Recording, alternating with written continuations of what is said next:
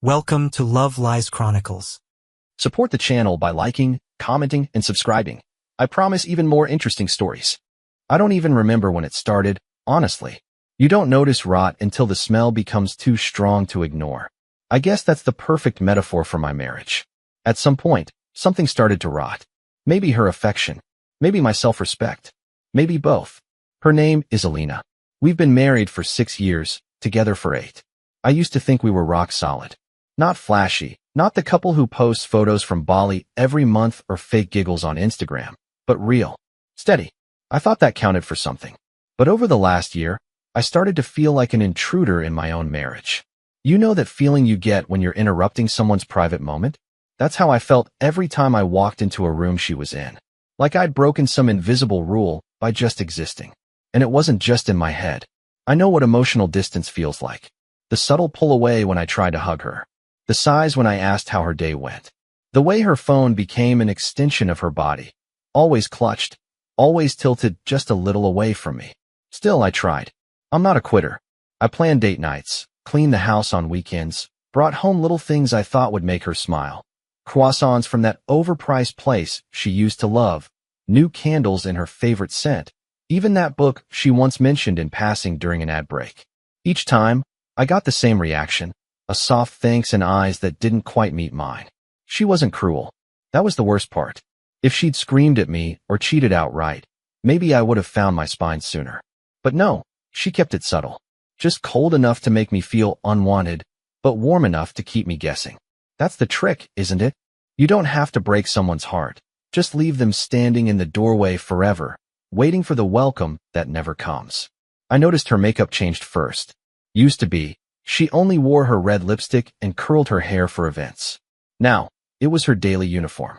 Full face of makeup, tight clothes, heels to pick up coffee. I joked about it once. You look like you're headed to a Vogue shoot, not Starbucks. She gave me that look. That tight-lipped smile women wear like armor when they don't find you funny anymore. I like looking good, she said. I dropped it. Then came the comparisons. You know, Jason from work says I have amazing taste in shoes. Leo's wife has this great idea. They go salsa dancing once a week. I wish we did stuff like that. Greg's always sending his wife flowers. So romantic, right? Each name was a little scalpel. Small cuts, bleeding slow. I was being whittled down without even realizing it. I tried to mirror her energy. Started going to the gym again. Put real effort into how I dressed. Got a new haircut. Not because I wanted to impress anyone else. I just wanted to feel worth something.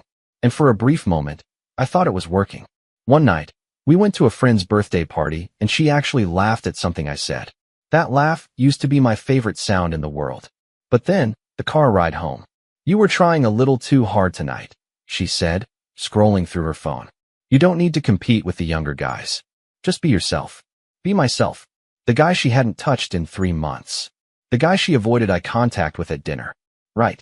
I started to suspect there was someone else, of course. I'm not stupid. I didn't want to believe it, but I couldn't ignore the signs forever. She changed her phone password, started locking the bathroom door. Her gym sessions got longer. Her new friend group included a friend she never mentioned before, some guy named Drew. That name started appearing too often, always wrapped in casual phrases, like a parasite that didn't know it wasn't welcome. One afternoon, she left her phone on the table while she went to the bathroom. I didn't touch it. I wanted to, my fingers twitched with the urge, but I didn't. Not because I trusted her. Because I wanted her to feel secure.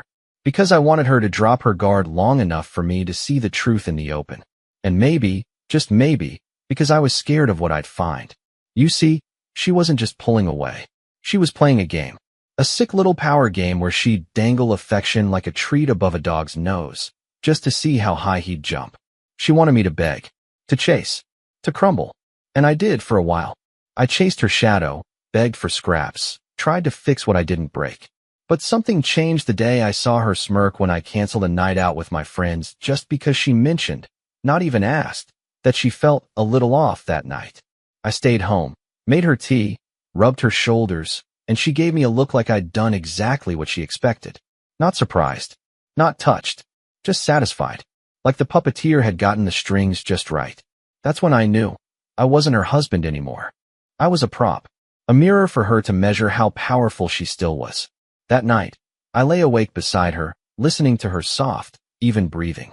She wanted me to beg for her love. I decided then and there that I wouldn't even give her my attention. Not anymore. Not ever again. You learn a lot about a person when you stop reacting to them. I didn't announce my decision to Alina. I didn't stomp around or make some big declaration. I just stopped playing. Stopped asking for her time. Stopped trying to impress her. No more date night suggestions. No more begging for her attention through overthought gifts or awkward conversations she clearly didn't want to have. I pulled away. It wasn't a cold war. More like quiet abandonment. And at first, I thought she didn't notice. But then the power shift started to creep in. I'd say I was heading out and she'd ask, "Where?" Like she cared. I'd come back late from the gym and she'd do that casual, lazy glance at the clock. That part of her that thrived off control, it didn't know what to do with silence. With disinterest. Funny how people who starve you for affection suddenly panic when you stop asking for crumbs. That's when her tone started to change. "You're distant lately," she said one night. I was scrolling through my phone on the couch while she sat across the room painting her nails. I didn't look up. Just been tired. She let it go, but I saw the way her head tilted.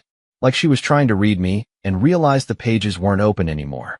That night, after she went to bed, I sat in the kitchen and poured a drink. I hadn't had a real one in months, but I needed it. I needed to process what I already knew in my gut. There was someone else. It wasn't paranoia anymore. It was instinct, sharpened by a year of rejection and twisted affection. She had too many excuses, too many unexplained gaps in her day. And her energy, you could just feel it. Women who are loved by someone else glowed differently. She wasn't happy with me, but she didn't act like someone deprived. No, she was full. Fed. And I wasn't the one feeding her. I didn't go through her phone. I still couldn't do that. Not because I was noble. I just didn't want my first real confirmation to be in a damn text message. I needed more than words on a screen. I needed something undeniable. So I watched.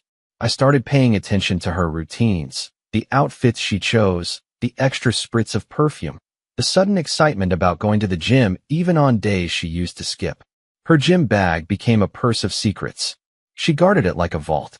So I tested something. One morning, I got up before her and told her I had an early meeting at work. I left the house with my gym bag and a granola bar, then doubled back 30 minutes later, parked 2 blocks down and waited.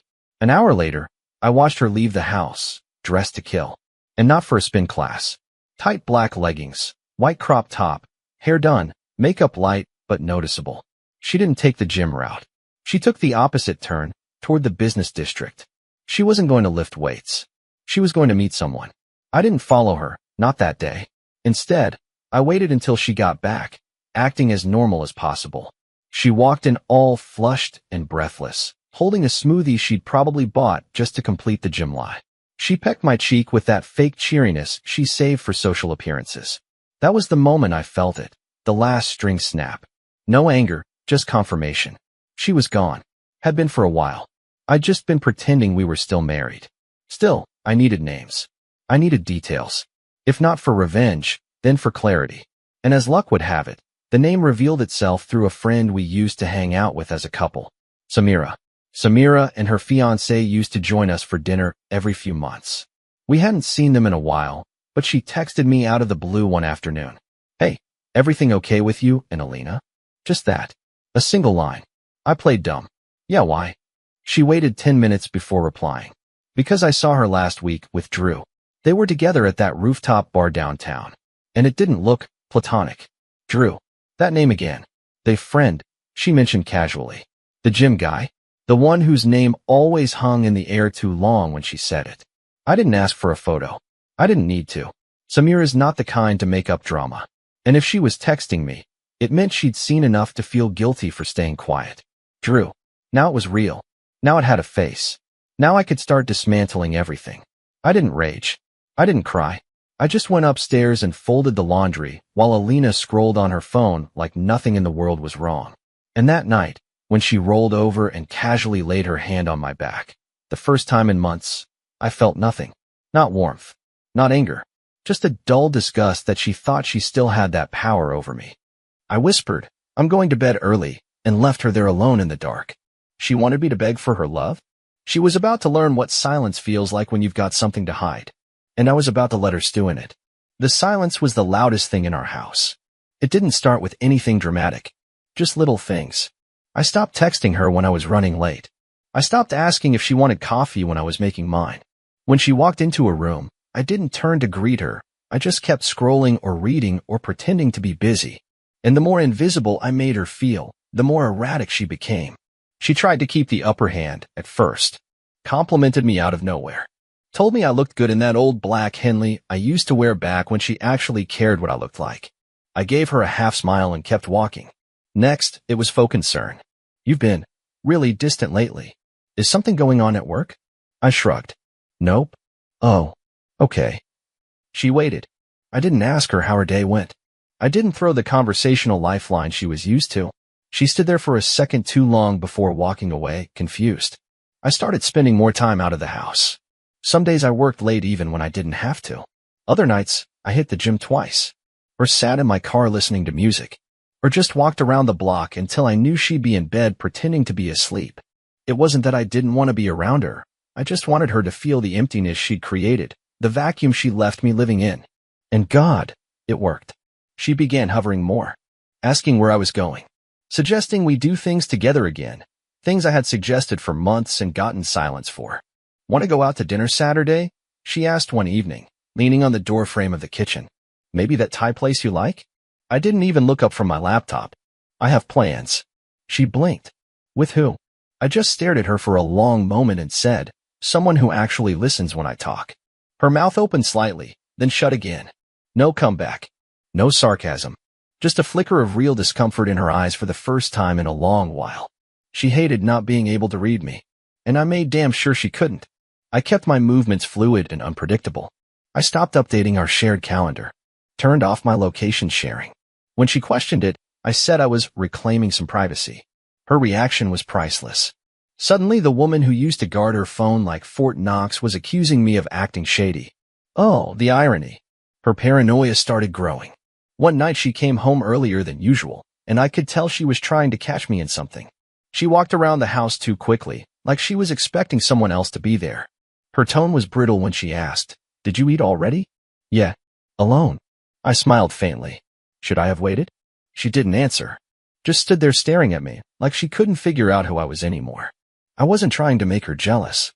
I wasn't seeing anyone, but I wanted her to think I might be. I wanted her to stew in that same anxiety she once spoon-fed me. Let me tell you something. When someone's used to having you wrapped around their finger, your silence becomes their worst nightmare. And then she cracked.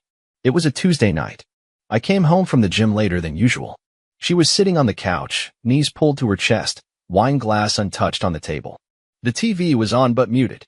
The moment I walked in, she said, "We need to talk." I nodded slowly, pulled off my hoodie, tossed it over the chair. Okay. She looked down, twisting her fingers in her lap. I feel like we've drifted. And maybe I'm partly to blame. I raised an eyebrow. That was new. She was never the one to initiate anything resembling accountability. I miss us, she said. I know I've been off lately. Distant. And maybe I got caught up in distractions. But I want to fix this. That word, distractions, told me everything I needed. She wasn't going to confess. She was going to downplay. Rebrand infidelity as emotional confusion or a lapse in judgment. Maybe she'd even cry. Try to fall into my arms. Blame her depression. Her upbringing. Her hormones. I gave her nothing. Okay, I said calmly. So what do you want to do about it? Her expression flickered. She wasn't expecting that. She wanted a fight. Or forgiveness. Either one would have meant she still had control. But indifference? Indifference terrified her. I think we should reset, she said. Maybe go away together. Take a break from everything. Get back to just us. I chuckled softly, coldly. Just us. I repeated. Is that what you said to Drew too? That name. That one name flipped her whole world upside down. Her face went pale. What? I looked right at her. Steady. Calm. No accusation. Just truth. You know what's funny? I said. You worked so hard to make me feel like I was the crazy one. But the truth always finds its way out. She sat frozen. Stunned. Silent. I let the moment sit between us. Thick. Heavy. Unforgiving. Then I stood up and walked past her toward the stairs. I'm going to take a shower, I said. Dinner's in the fridge. I already ate. She didn't move. She didn't speak. And for the first time in a long time, I knew exactly who held the power in the room. It wasn't her. I didn't say another word that night. After the shower, I came down, grabbed a bottle of water, and walked right past her on the couch. She was still sitting there, wine untouched, legs pulled to her chest like a child trying to shrink from a punishment that hadn't been delivered yet. She said my name softly when I passed. I didn't stop. Let her sit with it. Let her try to guess what I knew and how much of it. That's the thing about people who lie. They're not afraid of what you know. They're afraid of what you might know. The gaps between your words are scarier than the words themselves. The next morning, she didn't go to work. At least not in her usual way. She hovered, lingered in the bedroom too long, tried to talk like everything was normal. I stayed quiet, calm, made my coffee, took my time getting dressed. Then I dropped the hammer. I want a divorce. Her breath caught like a hiccup. She laughed. At first, the kind of laugh that says I misheard you. But when I turned to face her, when she saw I wasn't bluffing or mad or posturing, the smile fell. What? No. Wait. You're not serious. I am. She blinked. Because of what I said last night? That wasn't a confession. I told you I was feeling off. I raised a hand. Alina, please, don't insult both of us. She started pacing then, arms crossed. We don't throw away a marriage over a mistake. You think other couples don't go through rough patches? You think they don't slip? Slip. That's what she called it. Like screwing another man and letting him grope her in public was just a stubbed toe. I didn't respond. Just sipped my coffee. Let the silence do the talking again. And that's when she pivoted, switched tactics like a cornered animal. You've been distant for months, she snapped. You basically disappeared from this marriage before I ever did anything. So if you think you're walking away the victim, you're not. You made me feel alone. You don't even touch me anymore. I didn't cheat, I didn't say you cheated, I interrupted. But you just did. So thanks. Her eyes widened, realizing she'd just confessed. Not directly, but enough. I left the kitchen. I didn't slam the door, didn't raise my voice. Just walked out to the garage, got in the car, and drove to my attorney's office. I'd already started the paperwork a week ago when Samira told me about Drew. Now it was time to finalize. I gave him everything. The patterns, the name, the timeline, even screenshots I'd started compiling from her social media. Photos that didn't include me. Messages that hinted at someone else without ever naming him. And the voice recording from the night before, where she called it a slip. He smiled thinly. We'll get her to sign. Trust me. And we did. 3 days later, I served her at home. I timed it for when I knew she'd be alone. The courier handed her the envelope and left without a word. She called me 10 minutes later. I didn't answer. She texted. Paragraphs. At first angry, then begging, then panicked. I let her sit in all of them. That night, I slept in the guest room. When I walked into the bedroom to grab a change of clothes, she was sitting on the edge of the bed, eyes red-rimmed, makeup smudged. Why are you doing this? She whispered. I looked around the room. You know, I used to love this space. I thought it was ours. But now, it just smells like lies. I said I'm sorry. No, I said. You said you slipped. I left the room and locked the door behind me. What came next was the unraveling. Mutual friends started texting me weird things. Alina posted something about betrayal on her story. Everything okay? Or is it true you're getting divorced? She's been saying you had a breakdown or something. And that's when I knew she was trying to control the narrative. So I responded with facts. I didn't post online. I didn't air dirty laundry in group chats. I just sent one text to two people who mattered, Samira and Alina's sister. It was a screenshot of Alina's message to Drew. The one where she called our marriage a cage and said, I need you to wreck me the way he never could. I didn't need to add a caption. The text said more than I ever could. Word got around after that. She showed up at my workplace one afternoon. Security called me. I had them turn her away. She emailed me, subject line, please, just talk to me. I didn't open it. I was done. I'd spent years trying to fix a woman who broke me by design. Now she could sit in the ruin she created, wondering why her favorite toy didn't dance anymore. The most painful part? I don't even hate her. I just don't feel anything anymore. And to a woman like her, that's worse than hatred. That's erasure. The house was never silent after that. Not because there was noise, but because every second felt like it was holding its breath, waiting for something to change. Waiting for me to snap, or yell, or finally break down and fall into the old routine of trying to fix what was broken. But I didn't. I was already gone, just waiting for the paperwork to catch up. Alina kept trying to rewind the clock. Little things at first. Making my favorite breakfast. Folding my laundry before I got to it. Leaving her phone face up on the table like that somehow erased what had been hidden inside it for months. She even started dressing down, traded in her curve-hugging gym outfits for old sweats, oversized shirts. No makeup. Like she thought if she stripped down all the theater, I'd see the girl I fell in love with again. But I wasn't blind anymore. I was just done. She sat me down one evening and actually said it out loud. I want to try again. I leaned back in the chair, watching her. Try what again? Us. There is no us, Alina. There's me. And then there's someone I used to know. She started crying. Harder than before. Real tears, not the performative sniffles from earlier days. And maybe a part of me felt the echo of sympathy, the ghost of what we used to be. But not enough to reach for her hand. Not enough to lie and say I still saw a future where I let her back in. Because this wasn't about one night with another man. It was about the slow erosion of respect. The way she played with power and control. The way she needed me small so she could feel big. And now? Now she had no one to stand taller than. And the silence left her looking tiny. Don't do this, she begged. I'll go to therapy. I'll give you everything you've ever needed. Just, please don't walk away. I looked her in the eyes. You never gave me anything, Alina. Not when it mattered. And now? I don't want anything you have left to give. She clutched her stomach like the words physically hit her. But still, I didn't raise my voice. Didn't gloat. Didn't ask about Drew. I already knew how that ended. He'd ghosted her the moment things got complicated. Probably moved on to someone else by now, someone who hadn't burned down their life for him. She reached out, grabbed my wrist. You can't just leave me. I gently pulled my arm away. You left a long time ago. I'm just following your lead. And with that, I stood up. Picked up my suitcase from beside the stairs, packed and ready. My name wasn't on the house anymore. I'd sold my share to her in exchange for walking away clean. No alimony. No court battles. Just severance. Peace. The most expensive thing I'd ever bought, and worth every cent. I didn't say goodbye. Didn't look back. Just walked out into the cool evening air, got into my car, and drove. A few months passed. She sent emails. A few voicemails. One dramatic letter handwritten, no less. I didn't answer a single one. The silence that used to terrify me had become my sanctuary. And in that silence, I built something better. I moved to a new apartment. Got back in touch with old friends I'd been too drained to keep up with during the last years of our marriage. Started running again.